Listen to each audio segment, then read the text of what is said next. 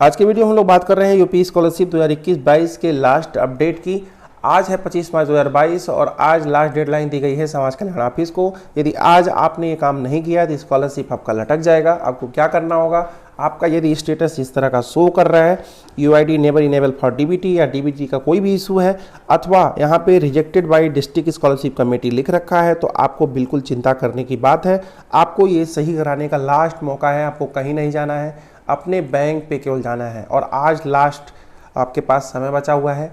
सीधी सी बात आप समझिएगा, आपने जहाँ जहाँ भी अकाउंट खुलवाया होगा और जहाँ जहाँ आपने आधार दिया है, ठीक है, बात समझिएगा, जहाँ जहाँ आपने अकाउंट खुलवाया है और जहाँ जहाँ आपने आधार दे के खुलवाया है, वहाँ वहाँ आपको अपना आधार एनपीसीआई से लिंक कराना है। बैंक पे जाके बोलेंगे सर एनपीसीआई से लिंक करिए, नहीं समझ पाएंगे तो बोल दीजिएगा डीबीटी का प्रॉब्लम दिखा रहा है, उसको दूर करने के लिए एनपीसीआई से लिंक करना होता है, सर उससे कर दीजिए।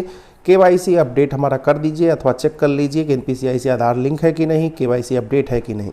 लेकिन यदि आपने पहले बहुत अकाउंट खुलवाया था और वहाँ पे आपने आधार नहीं दिया था और बाद में कभी नहीं आधार वहाँ दिया था उस ब्रांच पे या उस बैंक में जिसमें आपने अकाउंट खुलवाया था, हो सकता है 5-7 साल पहले, 8 साल पहले, 3 साल पहले आपने अकाउंट खुलवाया लेकिन आधार कहीं नहीं दिया था उस ब्रांच के लिए, उस बैंक के लिए, तो आपको वहाँ परेशान होने की, जाने की कोई ज़रूरत नहीं है कि केवाईसी अपडेट वगैरह चाहिए कि नहीं चाहिए।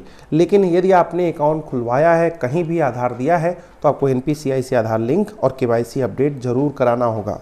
सपोज दैट आपके ग्रामीण बैंक में 2 जगह अकाउंट है, एक तो बड़े वाले ब्रांच में और एक सीएसपी में, ठीक है, तो केवल एक ही जगह आपका आधार लिंक होगा, केवाईसी अपडेट होगा। जहाँ भी होगा आप रहने दीजिएगा, कोई ज़रूरी नहीं है कि बड़े वाले ब्रांच में होना चाहिए, छोटे वाले में नहीं होना चाहिए, ठीक है। तो अगर छोटे वाले ब्रांच में यानी कि सीएसपी में आपका आधार लिंक है, केवाईसी अपडेट है, और बड़े वाले ब्रांच में ग्रामीण बैंक के नहीं है, तो आपको कोई टेंशन वाली बात नहीं है। पैसे उसी में जाने हैं जहाँ से आपका आधार एनपीसीआई से लिंक होगा और आपका केवाईसी अपडेट होगा। कोई ज़रूरी नहीं है कि आपने फॉर्म भरते समय आपने एसबीआई का, पीएनबी का अकाउंट दे रखा था और उसी में ही पैसे जाएंगे, ये कोई ज़रूरी नहीं है। आधार से पैसे जा रहे हैं, आपको पता भी होगा, तो उसका किसी बैंक अकाउंट से कोई विशेष मतलब नहीं है जो कि फॉर्म में भरते समय आपने इंटर कर रखा था।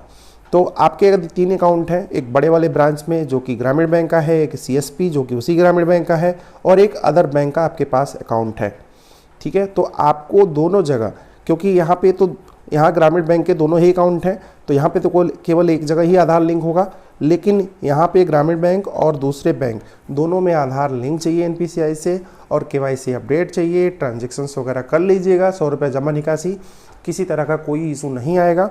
जो यहाँ पे इशू शो कर रहा है rejected by district scholarship committee, ये कल तक बदल जाएगा, ठीक है।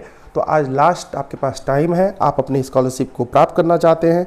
यदि आपको इस तरह का कुछ इशू दिखा रहा है कि rejected by district scholarship committee, क्यों दिखा रहा है, क्योंकि यहाँ पे UID never enable for DBT लिखा हुआ है। इसको दूर करने का बस यही तरीका है। बाकी कुछ और पूछना हो, कुछ और आपकी स्टेटस शो हो रहे हो, तो आप लोग कमेंट बॉक्स में लिखिएगा, उस पर एक वीडियो बनेगा। अभी के लिए बस इतना ही, धन्यवाद।